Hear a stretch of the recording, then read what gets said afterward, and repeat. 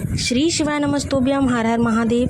जैसा कि आप सब जानते हैं, छत्तीसगढ़ राज्य के दुर्ग जिले के अमलेश्वर में पंडित प्रदीप मिश्रा द्वारा समर्पित शिव महापुराण कथा चल रही है, जो कि 27 मई से शुरू हुई थी और 2 जून तक चलने वाली थी।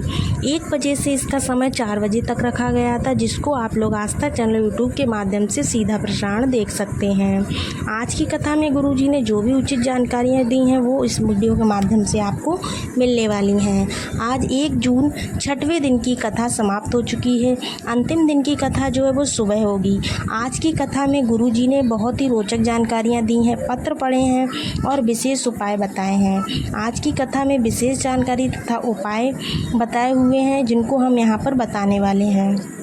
उपाय जो गुरुजी ने जो विशेष उपाय बताए हैं वो आपको कल करने हैं, कल 2 जून के दिन करने हैं। नए उपाय आज की कथा में, जीवन में अगर दुख कष्ट पीछा नहीं छोड़ रहे हैं तो आज नया उपाय बताया है। साथ ही आज की कथा में पूर्वजों से मुक्ति पाने के लिए विशेष उपाय की जानकारी दी है। साथ ही जो गंडई की कथा है उससे पहले ज्योतिर्लिंग में कथा होगी, इस बारे में भी पूज्य गुरुदेव ने जानकारी दी है। मध्य प्रदेश की जो कथा थी जो कि जून में मिली है, उसकी भी जानकारी दी है। इसी वीडियो में आपको आगे बताएंगे। अगर किसी कारणवश आपने आज की कथा को नहीं देख पाया तो आप इस छोटे से वीडियो के माध्यम से आज की कथा की पूरी जानकारी ले सकते हैं। बढ़ते हैं आज की कथा की पहली जानकारी की तरफ। कथा शुरू होते ही गुरुजी ने कहा, हम प्रथम पूज्य गणेश जी को मानते हैं। प्रथम पूज में गणेश भगवान की ही पूजा करते हैं। तो शिव महापुराण कहती है, जब हम पूजन करते हैं और कलश रखते हैं, जब वो कलश रखा जाता है उस कलश पर श्रीफल भी रखा जाता है। वह श्रीफल किसका प्रतीक होता है? तो पूज्य गुरुदेव ने बताया, वह जो श्रीफल होता है वह कार्तिकेय भगवान के भाव के रूप में रखा जाता है। वह कार्तिकेय भगवान का स्थान होता है जो श्रीफल वाला स्थान होता है। बढ़ते हैं आज की कथा की दूसरी जानकारी की तरफ। जीवन में सफल होने के लिए 4 लोगों का आशीर्वाद होना बहुत ज़रूरी है। पहला आपकी माता का, दूसरा पिता का, तीसरा शिक्षक का, चौथा सदगुरु। इन चारों का आशीर्वाद जीवन में सफलता के लिए बहुत ज़रूरी है।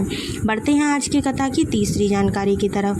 पूज्य गुरुदेव ने बताया कि कल एक प्रश्न था जिसमें आप लोगों ने कहा था कि मंदिर में साफ़ सफाई करें।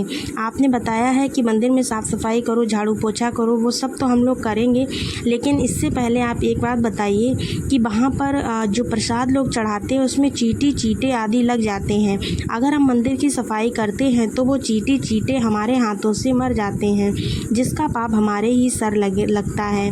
तो इस पर गुरुजी ने कहा कि आप लोग ऐसा करिए कि आप पहले थोड़ा सा पानी डाल दीजिए, जिससे कि वो जो चींटे छोटे छोटे जीव हैं वो एक साइड से हो जाएंगे, फिर वो अपने आप ही वहाँ से चले जाएंगे। इस तरह से आप वहाँ मंदिर की सफाई कर सकते हैं। अगर किसी कारण से अगर एक आध जीव मर भी जाता है तो वो भगवान भोलेनाथ की शरण में पहुँच जाएगा। बढ़ते हैं आज की कथा की चौथी जानकारी की तरफ। चौथी जानकारी में पूज्य गुरुदेव ने बताया कि प्रत्येक मनुष्य से 4 स्थान पर पाप होते ही होते हैं। तो वो 4 स्थान कौन कौन से हैं? पहला है बर्तन कपड़े धोने का स्थान, दूसरा है हमारा झाड़ू लगाते समय, तीसरा है अग्नि जलाते समय, चौथा है चलकर जाते समय। इन चारों स्थानों पर हमारे द्वारा पाप होता है, यानी कि छोटे छोटे जीव जो हैं वो नष्ट होते हैं, जिनका पाप हमारे सर लग जाता है।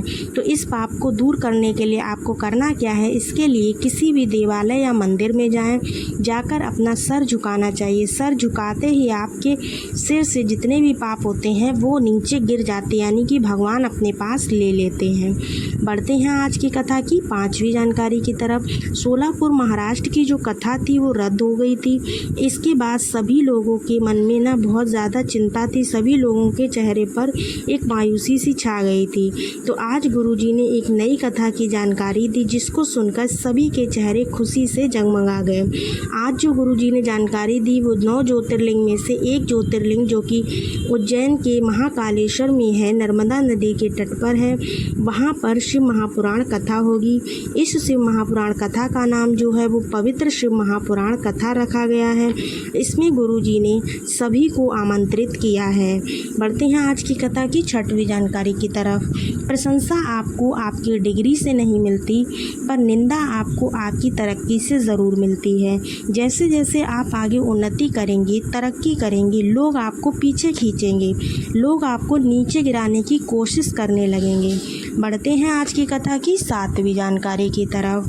7वीं जानकारी में पूज्य गुरुदेव ने एक महिला का पत्र पढ़ते हुए कहा कि एक बहन आई हैं जिनको शादी के 10 साल हो गए हैं, उनको संतान की प्राप्ति नहीं हुई है। उन्होंने बहुत सारे व्रत किए, बहुत सारा पूजन करवाया, लेकिन कुछ भी नहीं हुआ। उन्होंने गोदी भी भरवाई, लेकिन उससे भी कोई लाभ नहीं हुआ। तब निराश होकर 2022 में आपकी कथा सुनी। कथा सुनने के बाद मैंने पशुपतिनाथ का व्रत किया। आपने जो आंकड़े की जड़ का उपाय बताया था, उस आंकड़े की जड़ को भी मैंने बांधा। फिर 2.5 महीने बाद मेरा गर्भ ठहरा, जिससे मैंने जुड़वा बच्चों को जन्म दिया। उसी का आभार व्यक्त करने आज कथा पांडाल में आई हूँ। बढ़ते हैं आज की कथा की 8वीं जानकारी की तरफ। आज इंटरव्यू देते समय एक पत्र में लिखा है, आज इंटरव्यू देते समय एक बात गुरुजी की याद आ गई थी। गुरुजी ने कहा कि हम मोबाइल में कवर इसलिए रखते हैं ताकि मोबाइल ख़राब ना हो। हम मोबाइल में कवर इसलिए रखते हैं ताकि मोबाइल ख़राब ना हो। ठीक उसी प्रकार से हमें अपने शरीर का भी ध्यान रखना चाहिए। गाड़ी चलाते समय जब भी हम गाड़ी चलाकर जा रहे होते हैं तो हमें ध्यान रखना चाहिए कि उसकी स्पीड जो है लिमिट में चलाएं। इसके अलावा हमारे सिर पर हेलमेट होना ज़रूरी होता है। जब बाइक चला रहे हों तो हेलमेट होना ज़रूरी है। बढ़ते हैं आज की कथा की 9वीं जानकारी की तरफ। अगर जीवन से दुख समाप्त नहीं हो रहा है, पीछा ही नहीं छोड़ रहा है, तो जलाधारी वाला उपाय ज़रूर करें।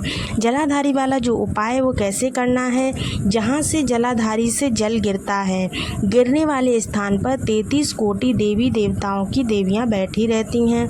उस जगह पर हथेली स्पर्श करें, सीधे हाथ की हथेली स्पर्श करके अपनी इच्छा, अपनी मनोकामना बोल दीजिए, श्री शिवाय नमस्तोभ्यम बोलते हुए। उसके बाद ये उपाय आप किसी भी दिन, किसी भी समय, किसी भी टाइम कर सकते हैं। फिर उस हाथ को आपको अपने हृदय पर लगा लेना है। ऐसा उपाय करने से आपके जीवन में जो भी दुख दर्द हैं वो सारे आपके जीवन से नष्ट हो जाएंगे। बढ़ते हैं आज की कथा की 10वीं जानकारी की तरफ। 10वीं जानकारी में पूज्य गुरुदेव ने बताया है, गौ माता को हरा चारा या हरा दूर्वा खिलाने का क्या फल होता है।